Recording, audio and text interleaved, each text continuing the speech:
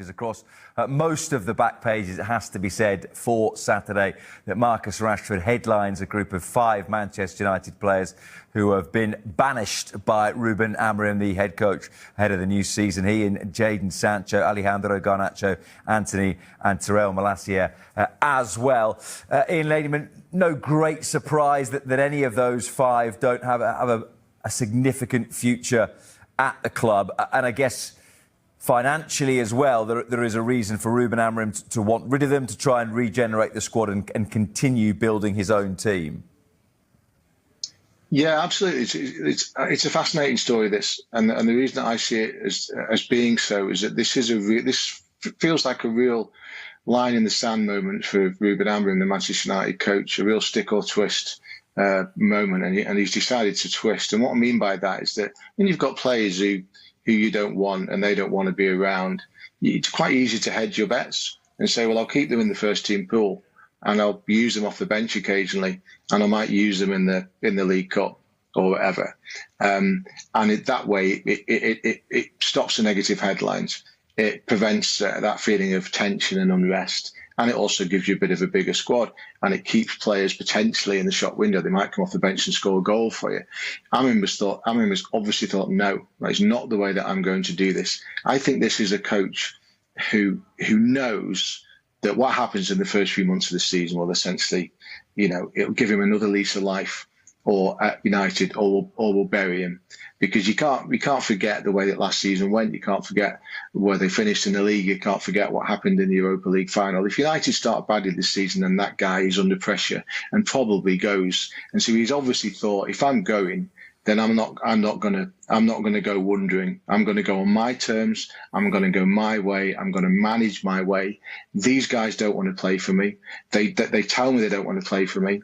They don't behave as though they want to play for me. So they're not playing for me, and they're not playing for me. No matter how badly I might need them on occasion, no matter how badly I might need a deep squad and a deep bench, they are not playing for me. This is my football club, and I will do it my way. It's brave. I admire him for it, but it also carries an element of risk. To you, Mark, what would be, do you think, the biggest motivating factor for Amorim to want rid of them? Is it that the players don't fit the system?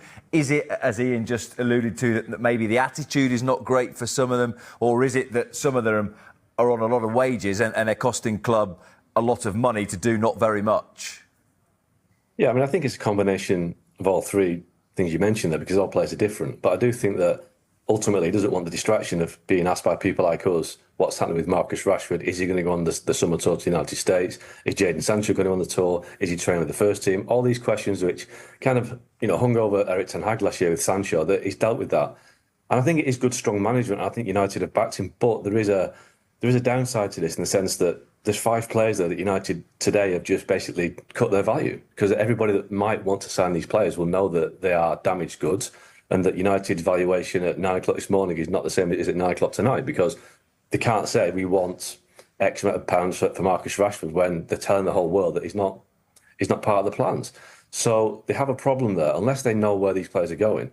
But I think it also makes it sure as well that in January, I think Marcus Rashford had a couple of options. AC Milan were interested, didn't fancy that. And he basically waited till the end of the window and signed for Aston Villa when it was clear that Barcelona didn't want him.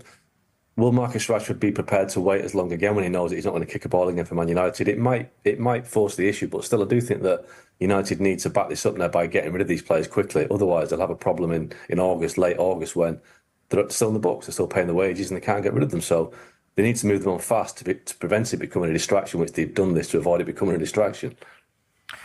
That concept, or that challenge of moving them on fast, again ties in with the finances, doesn't it? That if your option is to go somewhere else, but if you're Jadon Sancho and Marcus Rashford in particular, you might have to take a pay cut. You wonder whether you sit there for as long as possible on your 350 grand a week, or you say to Man United, well, if you want me to go, you can pay the rest of my contract, the differential between whatever my new club's going to offer me and what you're giving me now.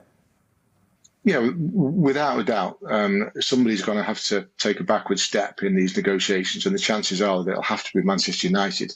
That's usually the way that it works. I'll just take issue slightly with something that Mark just said there about cutting value, and I absolutely know what he means. United are essentially telling the world that these players are wrong-uns, for want of a better phrase. That's the way they obviously see them. But I don't think they will sell him. I'm not sure they can sell him. I think these will, well, the majority of these will have to be loans again, because there aren't that many clubs out there who can go for a transfer fee for a player like Marcus Rashford, who earns the type of money that he earns, and go for the whole package. He's just not that valuable. So, so the chances are that some of these departures will once again be loans, and the whole merry-go-round will start again. United are going to find it desperately difficult to sell these players on the basis of the way they've played in the last couple of years, and just from a pure standpoint of pounds and pence, it does not add up. Do you think, Mark, there was ever a temptation, particularly with Rashford, who was good on that loan spell with Aston Villa? Sancho was fine with Chelsea too, to give them a second chance? Or do you think that by the time that particularly Rashford left at the end of January, start of February, that his mind was made up on him, that he was never going to play for Manchester United again? Yeah, there was no way back for those two. I mean, Sancho had a poor season at Chelsea, and he's never done anything at Man United to warrant being given a third, fourth or fifth chance.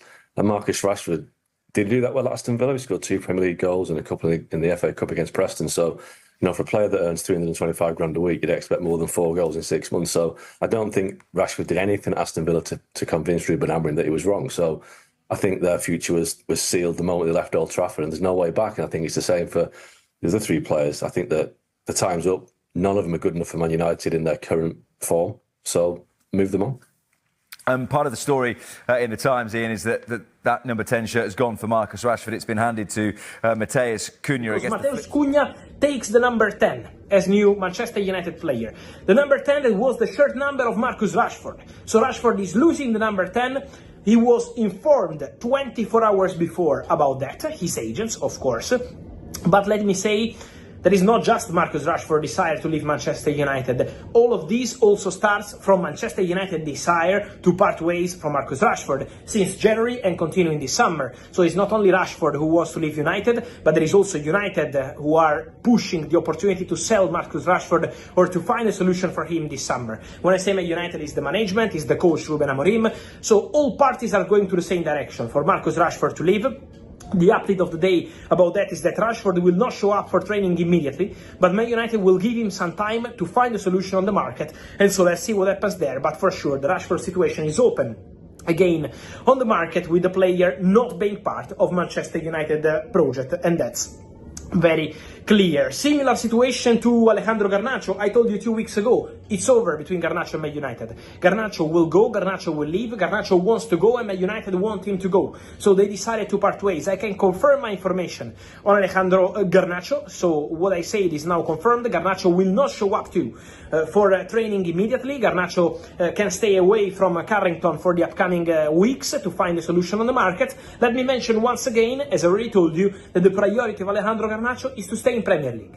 He would love to continue in Premier League, so let's see what happens there, because Alejandro Garnacho would be very happy to stay in England. There was some interest from Bayer Leverkusen, some interest from Italian clubs too, but Garnacho is basically waiting and giving priority to English clubs. For sure, it's over between him and Man United. So Rashford, so Alejandro Garnacho, Antony also out of the trainings for Manchester United because they want to part ways, Antony and Man United. Betis want to keep Antony, but the salary remains the issue, so let's see how they can find a solution. Jadon Sancho also not part of training sessions at Manchester United. It's over also for him. We know there were links with Fenerbahce. Fenerbahce are not in active talks for Jadon Sancho. From what I'm hearing, there is interest from Juventus, who keep calling Manchester United, but the salary of Jadon Sancho, a huge salary, is still the stumbling block for this negotiation between Juve and Man United for Jadon Sancho. So we will follow also that story for sure.